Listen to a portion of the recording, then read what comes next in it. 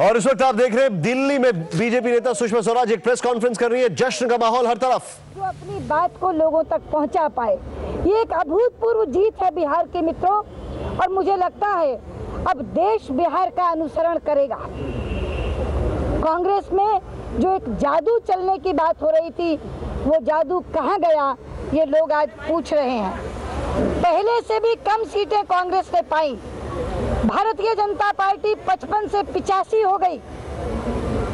हम लोग आज 2/3 बहुमत से ज्यादा प्राप्त करके बिहार में सरकार बना रहे हैं। सबसे बड़ी उपलब्धि मैं इस चुनाव की ये मानती हूँ कि बिहार जैसे राज्य में विकास की भूख जगाने का काम जो एनडीए की गठबंधन सरकार ने किया है, पूरे देश में वो भूख जागेगी और बाकी तमाम मुद्दे गौण होकर के हर सरकार से लोग हिसाब मांगेंगे, जवाबदेही मांगेंगे।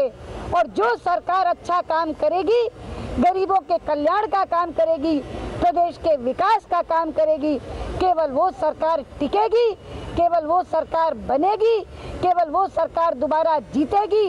बाकी सब लोग गौण हो जाएंगे। ये बिहार के चुनाव का एक संदेश है। Bharatiya Janata party, Bharatiya Janata party. No question. English में 2 लाइन कह देते बाद में उनको अलग ले लूं, इंग्लिश वालों को अलग। साफ तौर पर बीजेपी में एक खुशी की लहर और सुषमा स्वराज जी ने कह दिया कि भाई जो पार्टी विकास करेगी उसी की जीत होगी। और ये जो कॉन्फिडेंस है ये इन आंकड़ों के दम पर आ रहा है, ये आतिशबाजी इन आंकड़ों के दम पर हो रही है, ये रौनक इन आंकड़ों के दम पर हो रही है। 243 में से अभी जो रुझान आ गया 243 सारी सीटों का, 103 पर जेडीयू, 86 पर बीजेपी, यानी 109 बात की जाए 79, बल्कि ये पहुंच गया है बहुत ज्यादा ऊपर हो चुका है। आरजेडी 39 तक आ गई है और यहां पर 189 अगर बात की जाए दोनों की, जेडीयू बीजेपी कंबाइन 200 के आंकड़े की हम बात कर रहे थे अभी थोड़ी देर पहले। हर पल ये आंकड़ा बन रहा है, हर पल ये आंकड़ा चेंज हो रहा है। सबसे बड़ी बात यह है कि क्या अब 200 के फिगर को टच करेंगे। पहली चीज, 3/4 बहुमत मिल चुका है। सुषमा स्वराज जी का जो कॉन्फिडेंस था वो एकदम अलग से दिखाई दे रहा है। डबल सेंचुरी होगी या नहीं होगी, यह सवाल अपनी जगह पे है। और हमारे साथ स्टूडियो में अब बीजेपी के वरिष्ठ नेता बलबीर पुंजी आ गए। पुंजी, बधाई इस जीत के लिए। धन्यवाद। बहुत कितना श्रेय नीतीश को, कितना बीजेपी को? देखिए, इस प्रश्न श्रेय बीजेपी या नीतीश का नहीं है, बांटने की बात नहीं है। बड़ी बात यह है कि इस चुनाव परिणाम ने और उससे पहले जो गुजरात में स्थानीय निकायों के चुनाव हुए, उन्होंने 2-3 मिथक को ध्वस्त किया है। पहला तो ये कि राहुल गांधी और सोनिया गांधी के हाथ में कोई मैजिक वैंड है, कोई जुदाई छड़ी है और जहां जहां लगा देंगे वहां वहां कांग्रेस जो है उसका पुनर्जीवन हो जाएगा। कितने सीट, 9 सीट कम हो गई, लगभग कांग्रेस का सफाया हो गया बिहार में से।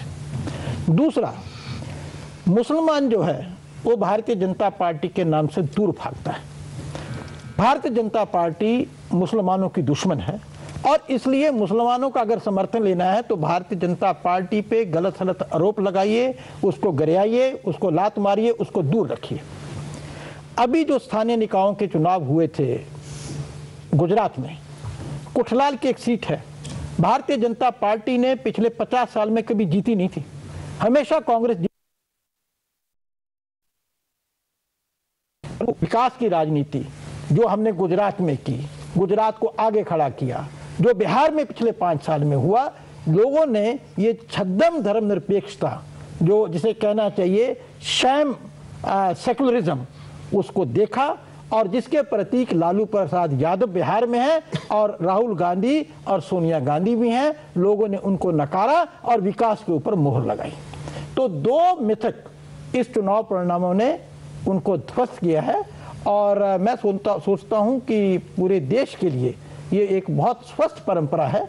आप लोगों को काम के ऊपर तोलिए, ना कि जो छवि उनके शत्रुओं ने उनकी बनाई है उसके हिसाब से उनको देखिए। आप जो कह रहे हैं उसमें एक चीज यहां पर, जीत के बाद अंदाजे बयां थोड़ा अलग होता है और खासकर ऐसी जीत हो तो कुछ और ही बात होती है। लेकिन उससे पहले जो हम अभी थोड़ी देर पहले बात कर रहे थे, फर्स्ट फेज में आडवाणी जी नहीं दिखाई दिए, जहां पर 60% लग रहा था डोमिनेंस होगी मुस्लिम की, जो 48 सीटों पर हुआ। उसके पहले हमने देखा कि नरेंद्र मोदी नहीं आएंगे कैंपेनिंग के लिए, उनकी जरूरत नहीं है, हमारे पास यहां पर बहुत सारे फेसेस हैं। तब जीत से पहले अंदाजे वहां कुछ और था। देखिए, भारतीय जनता पार्टी एक राष्ट्रीय दल है। हमारे पास कोई दो लोग तो है नहीं कि केवल सोनिया गांधी राहुल गांधी है उन्हीं को जाना है। हमारे पास पूरे नेताओं की फौज है। और किसी तो एक मोदी थे ही वहाँ, और तो एक मोदी थे और जहां जहां जिसकी जरूरत होती है उसको भेजा जाता है। और परिणाम जो आए हैं उससे वो सब सिद्ध हो गया कि जो भी हमने किया वो ठीक किया। मतलब नीतीश जी ये कह रहे थे कि हमको गुजरात वाले मोदी की जरूरत नहीं, हमारे पास मोदी पहले से है यहाँ पे। ऐसा है कि भारतीय जनता पार्टी का आज हर कार्यकर्ता नरेंद्र मोदी का ही स्वरूप है, ये मान के चलना चाहिए। असीम जी हमारे साथ में जुड़ गए हैं, सत्यप्रकाश असीम जी, आज के राजनीतिक संपादक। असीम जी, इस वर्डिक्ट को आप, हम लोग सवेरे से बात कर रहे हैं कि ये टर्निंग पॉइंट है इंडियन इलेक्टोरल रूट का। सवाल ये है, बिहार जो करता है देश फॉलो करता है, ये बात लालू यादव ने कही थी। उस समय हम उनसे इत्तेफाक नहीं रखते थे, लेकिन आज इच्छा इस बात की जरूर है कि काश ऐसा हो कि जो बिहार कर रहा है वो देश फॉलो करे। बिल्कुल ठीक कह रहे हैं आप। और इस बार वोटिंग पैटर्न जो बदला है उसमें देख लीजिए, पिछले 20 सालों में 40 to 46% वोटिंग हुई, इससे ज़्यादा नहीं। 2005 में जब नीतीश जी पावर में आए थे उसमें भी ज़्यादा से ज़्यादा 46% की वोटिंग हुई थी। इस बार 10% बढ़ा है। और इस 10% में सुबह से डिस्कशन में भी सुन रहा हूँ, खाली महिलाएं ही नहीं है, खाली एक तबके के लोग नहीं हैं। आपको अच्छी तरह पता है मिडिल क्लास दोपहर में सोता था। गर्मी के दिनों में ज़्यादातर चुनाव होते थे, या तो उनके नुमाइंदे जाके वोट देते थे सबका, या उनके घर का कोई लड़का जाता था 5-7 वोट डाल के चला आता था, इंटरेस्ट नहीं लेते थे। और मिडिल क्लास को पहली बार ऐसा लगा कि हमारा इम्पोर्टेंस है, या तो बिल्कुल पीछे के लोग, दलित लोग, या बिल्कुल फ्यूडल कास्ट जो है वो डोमिनेट करती थी वोटिंग पैटर्न में, और वोट डाल के दूसरे को पावर में लाती थी। डिसाइड कहीं और होता था, दलित मुस्लिम डिसाइड कर लेते थे, या बड़े लोग डिसाइड कर लेते थे, फ्यूडल लॉर्ड्स जो है वहां पे वो डिसाइड कर लेते थे किसको जिताना, किसको पावर में लाना है। आपने मिडिल क्लास वाला बहुत इंपॉर्टेंट फैक्टर उठाया, ये मैं पुष्पी जी आपसे जानना चाहूंगा। आपको याद होगा पिछले इलेक्शन में भी और 2004 में भी हम लोग चर्चा कर रहे थे कि सबसे ज्यादा मिडिल क्लास जिसको डेवलपमेंट का पहला फायदा होता है, और सबसे ज्यादा लेथार्जिक मिडिल क्लास रहा है वोट डालने के नाम पर या अपनी लोकतांत्रिक जिम्मेदारियों को निभाने के नाम पर। शायद ये पहला वर्डिक्ट है जिसमें कि मिडिल क्लास ने फाइनली बाहर निकल के वोट दिया। देखिए, काफी समय तक हम ये शव परीक्षण करते रहेंगे हार के बाद, मगर जो पुंज साहब ने कहा मेरे ख्याल में वो बात मानने लायक है कि ये जिस तरह के नतीजे आए हैं, जो आंकड़े हैं, वो किसी एक वर्ग, किसी एक जाति, किसी एक संप्रदाय का नहीं है। मेरे ख्याल में कमोबेश बिहार के मतदाता ने, सभी वर्गों ने, सभी धर्म संप्रदाय वालों ने, सभी जाति वालों ने लालू को नकारा है, कांग्रेस को फिलहाल नकारा है, और सीधे सीधे भाजपा और जेडीयू की जुगलबंदी को दोबारा सत्ता सौंपी है। आपने कांग्रेस की बात की है, मनीष तिवारी कांग्रेस के, वो इस वक्त कुछ कह रहे हैं। हमने सुना बीजेपी की तरफ से क्या बयान आया, आइए देखते हैं। वो इस बात का संकेत देते हैं कि श्री नीतीश कुमार दोबारा से बिहार के मुख्यमंत्री होने जा रहे हैं। बिहार की जनता जो भी निर्णय लेगी हम उसे स्वीकार करेंगे। पर मैं एक बात जरूर कहना चाहता हूं कि हमने ये फैसला किया था कि हम बिहार में अपनी पार्टी का पुनर्निर्माण करेंगे। जो पृष्ठभूमि हम खो चुके थे उसको वापस हासिल करने की कोशिश करेंगे। अकेला ही चलने का जो पथ होता है वो मुश्किल तो जरूर होता है, कांटों भरा भी होता है, कठिनाइयां भी आती हैं, पर हम इस पथ पर चलने के लिए अग्रसर हैं। हमारा ये दृढ़ निश्चय है कि हम अपनी पार्टी को बिहार में दोबारा से पुनर्जीवित करेंगे। Rahul Gandhi and everybody Beg your pardon? Despite Mr. Rahul Gandhi, Sonia Gandhi, even the Prime Minister going for the campaign, you really couldn't make much out of it. Well, I would only like to take you back to the UP elections of 2007 or 2006, when the UP Assembly elections took place.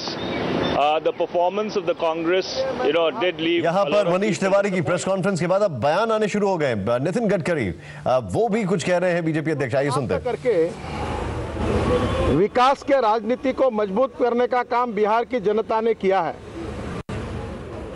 Bihar के मुख्यमंत्री श्री नीतीश कुमार और उप मुख्यमंत्री सुशील मोदी इनके नेतृत्व में BJP JDU alliance ने जो अभूतपूर्व सफलता मिलाई है, ये निश्चित रूप से देश में आने वाले भविष्य के राजनीति की दिशा दर्शित करने वाली है। मैं हमारे वहाँ के सभी कार्यकर्ता, अध्यक्ष और नेताओं को जो एक होकर यूनाइटेड वहाँ लड़े और बहुत अच्छा परफॉर्मेंस बताया, जितनी अपेक्षा हमने नहीं की थी उससे भी बहुत अच्छा परफॉर्मेंस मिला है। हमारे सभी राष्ट्रीय नेतृत्व ने और बिहार के नेतृत्व ने और कार्यकर्ताओं ने मिलकर अगर एक साथ काम किया तो कितना बड़ा चमत्कार हो सकता है, ये बिहार में सिद्ध हुआ है। फिर से एक बार मैं बिहार की जनता को बधाई देता हूं और 21वीं सदी की राजनीति ये जातीयवाद की राजनीति नहीं रहेगी, ये politics for progress, politics for development और विकास की राजनीति होगी। यही इस बात से सिद्ध होता है। बहुत बहुत धन्यवाद, नमस्कार।